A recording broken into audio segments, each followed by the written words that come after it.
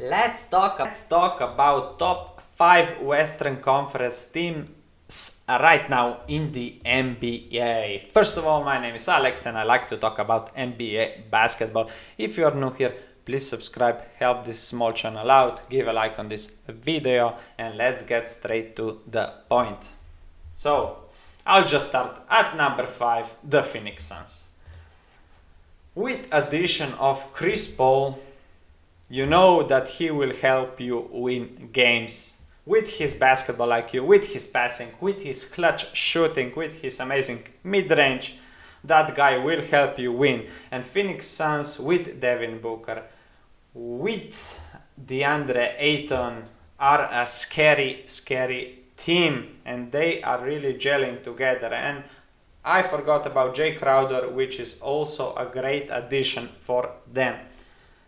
Look, if you have Chris Paul and Devin Booker, you know that is great shooting team with good passing. But the X factor here is DeAndre Ayton. He has some troubles with his aggressiveness in some games.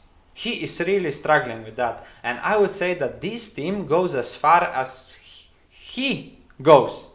Because, look, Devin Booker can give you 30 to 35 points per game in the playoffs. Chris Paul can give you that 20. But you need that motor because, look, DeAndre Ayton, he is strong as a bull. He's strong as a bull. He's aggressive when he chooses to be. And he can really dominate the game in some ways. And when he does that, the Phoenix Suns, I will be not surprised if they make at least... Look, if they make Western Conference Finals, I would not be surprised.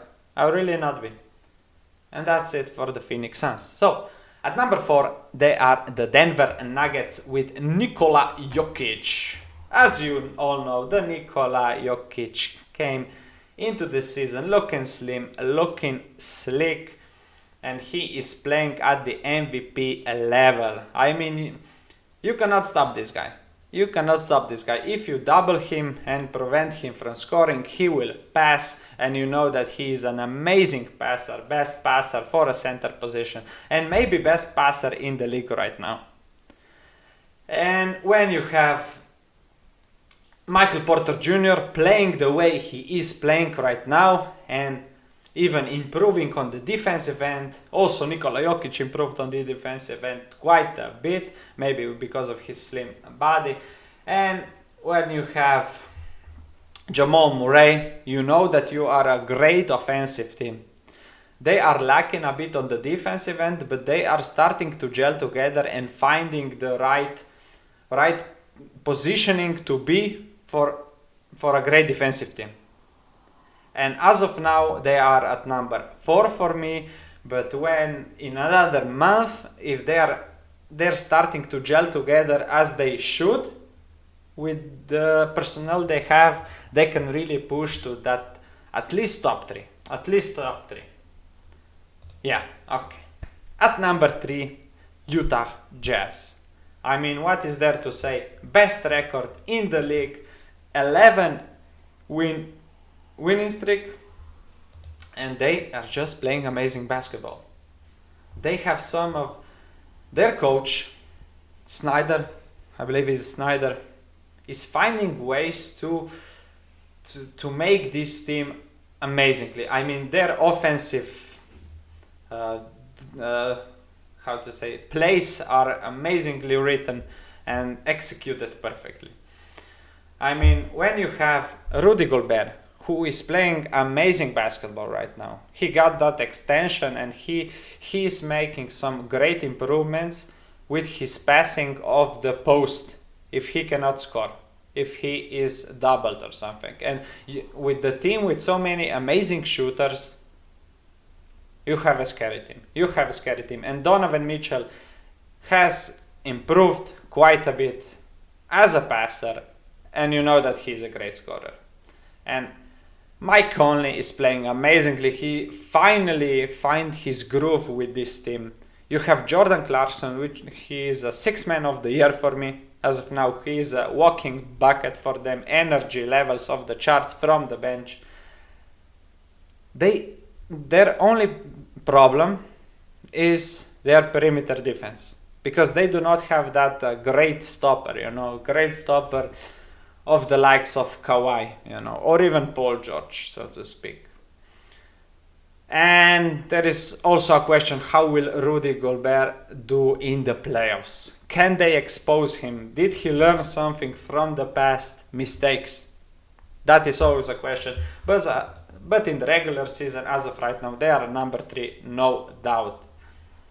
At number 2, the Los Angeles Clippers. They are like 20% better than last year.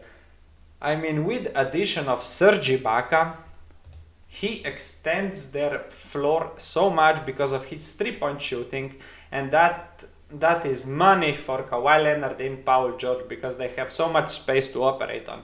And what they did in this year, and they didn't have it the last year, well, the first one is chemistry, but the second one is they pass the ball much better. They are playing much better team basketball.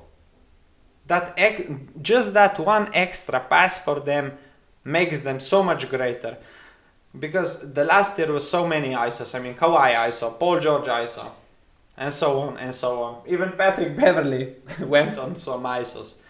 And this year, I mean, they passed the ball, and look, as of now, they are shooting lights out from 3. Like 5 or 6 players are shooting over 40%. Paul George with 51 or something like that. And that will not last. That would certainly not last, but overall, with their passing ability and their better chemistry, better team basketball, they are a scary team. And if they win a championship, I will not be surprised. I would not be surprised, but they are still not better than, you know what it is, Los Angeles Lakers at the number 1. Look, Kyle Kuzma said 2 days ago that basically all they do at practice is watch film, and they execute that tactics within the game. So they do not practice, and they are basically practice when they are playing games. And that tells you as much as you need to know from the Los Angeles Lakers, because you know that LeBron and AD are kind of coasting. They are starting to push a little bit further, but they are still like at 80% capacity.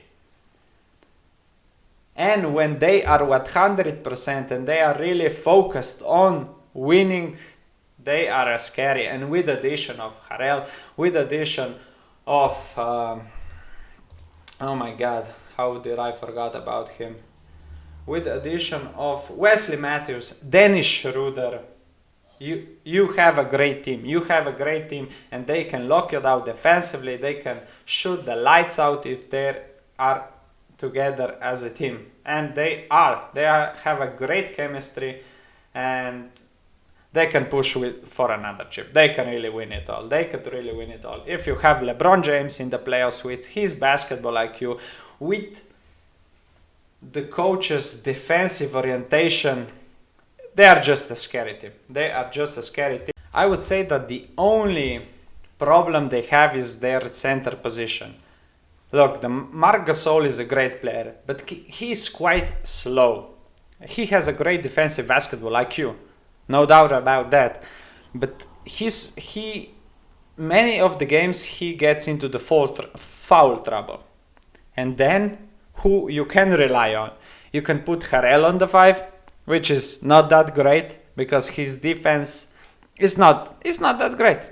It's simple as that. He needs to improve on that, and he's too small for some centers. He's just too small. And then you have AD at the 5, which would you rather not have to do that, because you need to preserve him, at least in the regular seasons. So that's a problem for them. Maybe they can find someone at the market, just to buy him from another team or something, like JaVale McGee. that that's a possibility. So Joel, welcome back. But other than that, I mean, they are a scary team and they are a team to beat and they are number one, at least for me. Do you guys agree? Comment down below. Let me know. Let's talk about it some more down in the comments. And that is it from me, you guys. Look, please give a like on this video, subscribe on this channel. Many more videos coming. I believe that later today or maybe tomorrow I'll put my top 5 East Conference teams. And that is it. Thank you so much for watching. I hope you're staying safe and I'll see you in the next one. Bye.